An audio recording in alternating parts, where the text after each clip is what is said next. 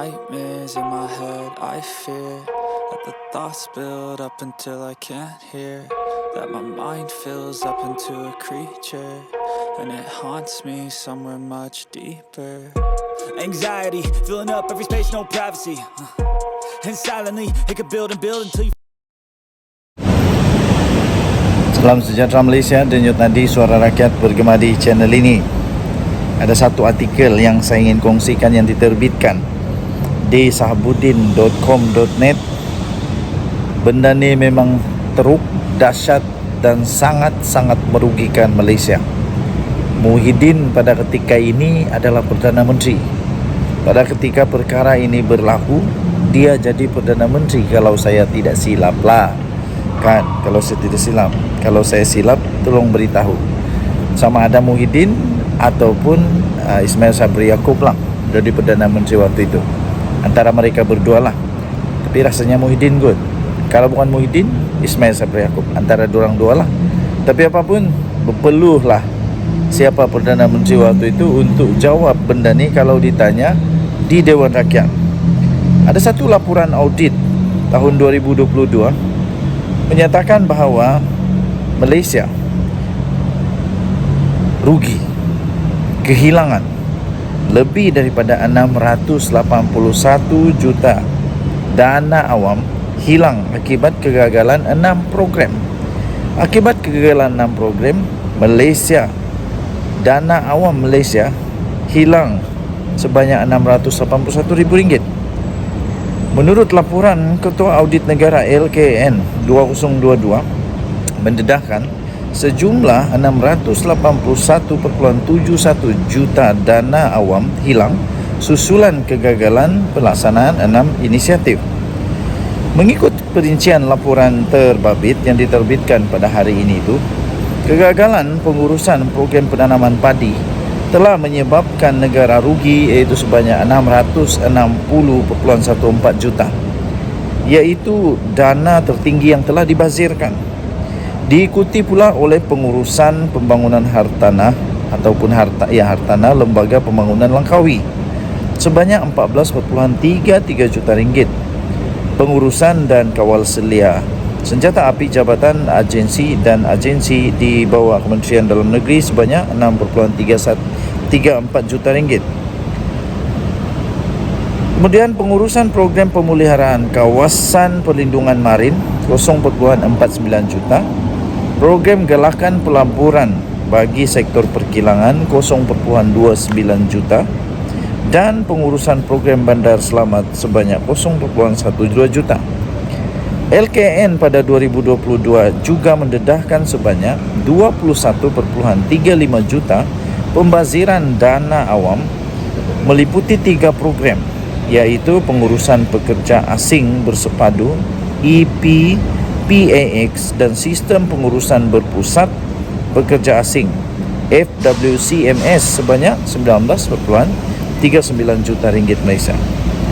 Pengurusan program pemeliharaan kawasan perlindungan marin sebanyak 1.04 juta dan pengurusan program memperkasakan kapasiti, kebolehan dan daya saing industri pembinaan 0.92 juta ringgit Malaysia. Sementara itu, 2 lagi program yang dikesan yang tidak melaksanakan pembayaran secara teratur, iaitu pengurusan program podium sukan elit 1.47 juta dan pengurusan program memperkasakan kapasiti, kebolehan dan daya saing industri pembinaan sebanyak 0.05 juta. Sumber berita itu diterbitkan di Free Malaysia Today. Kategori bahasa tempatan 2023-1122 LKN 2022 lebih RM681 juta dana awam hilang akibat kegagalan 6 program. Jadi, siapapun Perdana Menteri waktu itu, sama ada Ismail Sabri Yaakob atau Muhyiddin Yassin, akan berpeluhlah kali ini untuk memikirkanlah jawapan yang perlu diberi sekiranya ditanya di Dewan Rakyat tentang bagaimana program ini boleh gagal sehingga ada 681 juta dana awam hilang. Bayangkan kalau 681 juta dana awam yang hilang ini boleh diguna pakai untuk pembangunan di tempat-tempat tertentu, pembangunan pendidikan, pembangunan kesihatan, pembangunan infrastruktur. Bayangkan apa yang boleh dibuat, banyak boleh dibuat. Tapi kerana kegagalan program ini, yang tidak tahu, belum tahu lagi apa sebabnya, yang nanti akan berpeluh apabila ditanya di Dewan Rakyat nanti, habislah, berpeluhlah diorang nanti menjawab. Denyut Nadi Suara Rakyat bergema di channel ini. Untuk mendapatkan maklumat tentang perkara ini, anda boleh masuk di dalam sahabudin.com.net bertajuk Laporan Audit 2022 lebih 681 juta ringgit dana awam hilang akibat kegagalan 6 program 22 November 2023. Denyut Nadi Suara Rakyat bergema di channel ini. Bye-bye.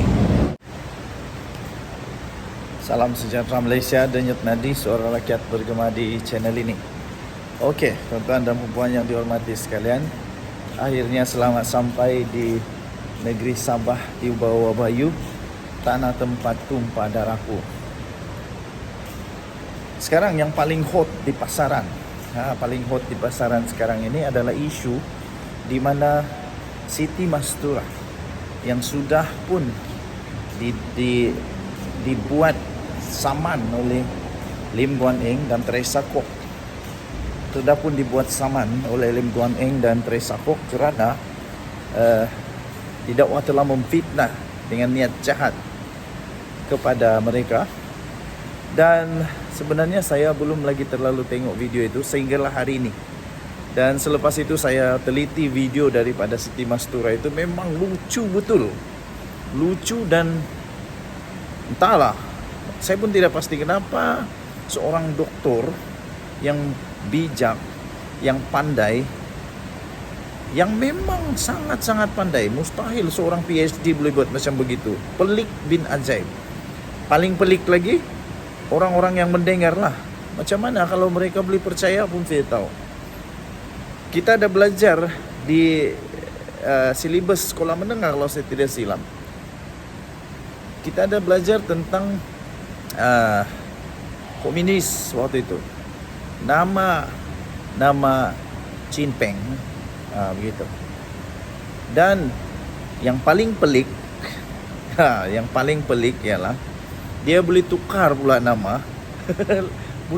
boleh pula tukar nama. Saya pun kurang pasti dia sengaja atau tidak sedar dia telah menukarkan nama Lee Kuan Yew, L-E-E, Lee Kuan Yew kepada Lim Kuan Yew. Lucu.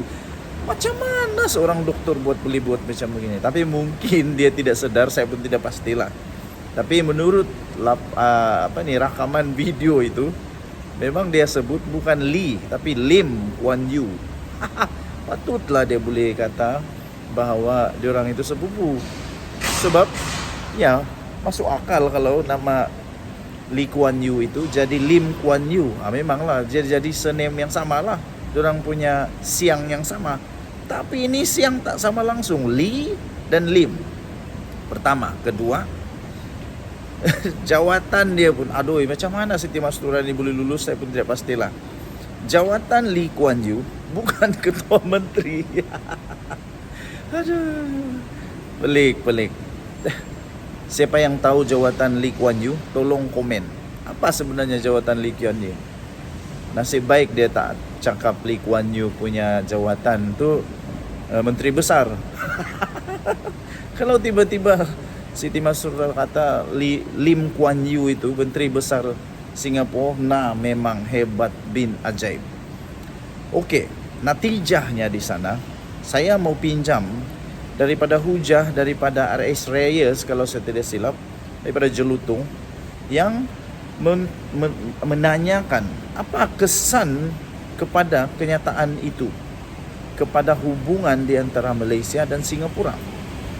Adakah itu akan menyebabkan terjadinya halangan untuk kerjasama lebih erat dua hala di antara Singapura dan Malaysia?